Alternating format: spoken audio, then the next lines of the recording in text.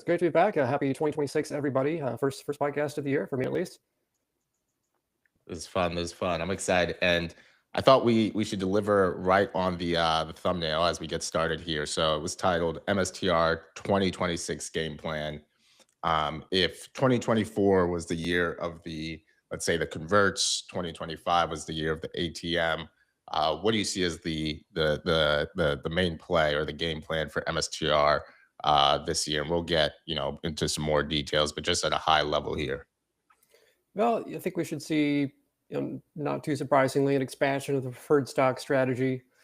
We have regained, Stretch has regained par today. So I expect to see some healthy ATM issuance coming out of that on next Monday's 8K, especially now that we have some of the index exclusion FUD behind us, which we'll talk more about. And towards the end of last year, we saw strategy moving into other international markets. We saw the launch of their STRE preferred stock in Europe, and we know that they want to launch another one in Canada and other markets with major currencies.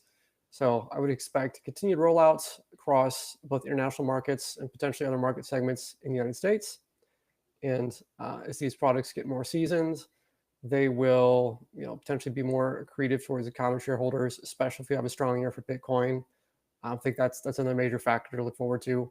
Is 2025 was not the year everyone hoped it would be, but all indications right now are that 2026 very well could be. And we will see, I think that amplification really shine this year if we have a strong year for Bitcoin. And what do you think they have to make sure to get right this year? And on the flip side, what do you think they have to make sure to not get wrong?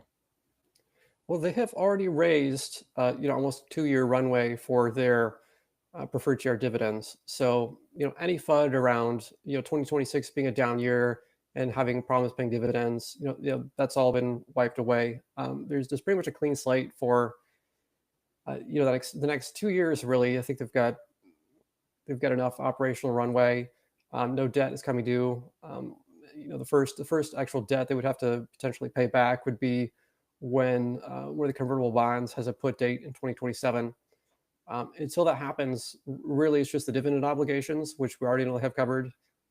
Their cash reserve is enough to cover the convertible bond coming due in 2027 as well, if they should need it. So they, from a an operational standpoint, there really isn't a lot of risk to the operation over the next couple of years. But that doesn't mean that share performance will be amazing if Bitcoin doesn't cooperate. But from just being able to keep the operation going standpoint, they're in very good shape. And really, all we need is for the Bitcoin thesis to prove out to be correct, and to see Bitcoin continually marching towards the capitalization levels that people think are possible. Mhm. Okay. Well, it is a new year here. We're in 2026. I wanted to briefly go over some 2025 reflection with you, and then do sort of a 2026 outlook, both covering more the personal side for you as well. Would love for the audience, for myself, to get to know you better, as well as what you're thinking for the overall BTC market and the treasury company market as well. So starting with the 2025 reflection, what do you think, or what would you say you got most wrong in 2025? And I'll leave that open-ended where you want to take that. Sure. I'd say, well, I think what I got most right and what I got most wrong are kind of two sides of the same coin. Yeah. For a couple of years, I've been saying that probably the bubble, I intentionally use the word bubble, of this Bitcoin cycle would form around corporate Bitcoin proxies. Primarily think of Bitcoin treasury companies, and that is exactly what happened. There was an alt season, there was somewhat of a minor season, but for the most part, Bitcoin treasury companies stole the show in terms of hot money and inflows. And I expected that to culminate in a blow off top. I didn't expect it to be a strong, steady rise to infinity, because that's not how Bitcoin or anything attached to Bitcoin works. What I got most wrong about it, though, I think, was the timing.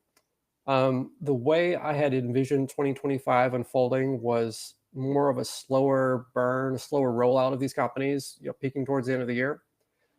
And instead, what we saw was, particularly in that March, April, May into mid-June period, was Just the market caught on fire. There was two or three new companies announcing they were going to be Bitcoin Treasury every day.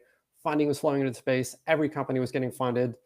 Valuations went crazy, and the whole thing had a sector-wide blow off top in mid-June. So it really happened much earlier than I thought it would be, and the drawdown happened much quicker than I thought it would. Um, which is not to say that I didn't think there would be a drawdown. I definitely think there would. If we had a typical 4-year Bitcoin cycle, I would not have been surprised for 2026 to have been a year of seeing 0.5x MNAV. Strategy got down there on a basic MNAV in 2022. There's precedent for this. That said, my outlook for 2026 is very different now. I think that we really already had that bear market moment for Bitcoin and Bitcoin treasuries in 2025. Especially toward the end of the year, which I think valuations went much lower than people thought they would, and MNAV compressed more than they thought they would. But we're seeing a really toward in the beginning of the year here, we're seeing a turnaround in Bitcoin. So in terms of 2026, if this momentum keeps up, if we get the year for of Bitcoin in 2026 that we hope we'd have in 2025, I think the Bitcoin treasury companies are going to be very much back. I think it will still look different than what we saw in that hot period last year. I don't think you're going to see a phase where we get back to there's two or three new companies announcing a Bitcoin treasury pivot every single day for a few weeks at end. I don't think we see that again. I think we see some of the more established players. I think that's where we see the convexity. I think that's where we see potentially another blow off top form. But I think that it's going to be much more difficult for newer entrants. And some of the the longer tail of companies that launched Bitcoin treasuries in 2025, I think that they probably even the longer end of the tail struggles to grow. If you have if you're a company that has 5 or 10 Bitcoin on your balance sheet, it's going to be difficult to get attention. If you have hundreds, you're potentially in a better position. If you have thousands, you're more likely to get more attention, and I think it scales pretty pretty linearly that way. Um, Which, Now, is to oh, say, but please, yeah, yeah. yeah, the same. That long run of the tail. I think you could see some, mergers, some acquisitions of those companies, companies that, as capital markets continue to prove somewhat challenging in the short term, could see some of those companies get merged into larger companies. We've already seen the first large merger in the space, which is nearing finalization. The Asset Strive merger, or not Mhm. Asset Strive merger, the Assets.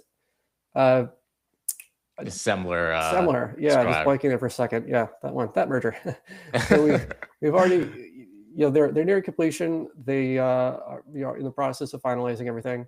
So I think that will be, potentially a pattern we'll see for more mergers in the space. Um, but that said, I think the majority of the focus will probably be in the head and shoulders of the Bitcoin treasury market, the ones that are already kind of vying for those top 10 spots. I think that's what will capture most of the attention if we see a large Bitcoin run up in 2026. Gotcha. And now, in terms of your view on the limits around new treasury companies being announced, very regularly, like we saw over the spring and the summer of 2025, is that view limited to 2026? Do you potentially see something like that reforming or reshaping in the market in the years to come? As Bitcoin really starts to make its next move up, whether that's in 2028 or 2029, and as these closely tied or correlated stocks like MSTR, Metaplanet, you know, run excessively hot again with Bitcoin. I do think we'll probably see more people try, but I don't think see the same level of frenzy with companies going to market. Every cycle, whether you believe in cycles or not, has brought something different.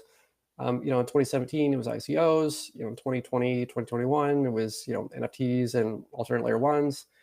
And while people do still try to do new, variations of these other projects that have been around in the past, I mean, you never really see that same level of fervor come back on a sector-wide scale.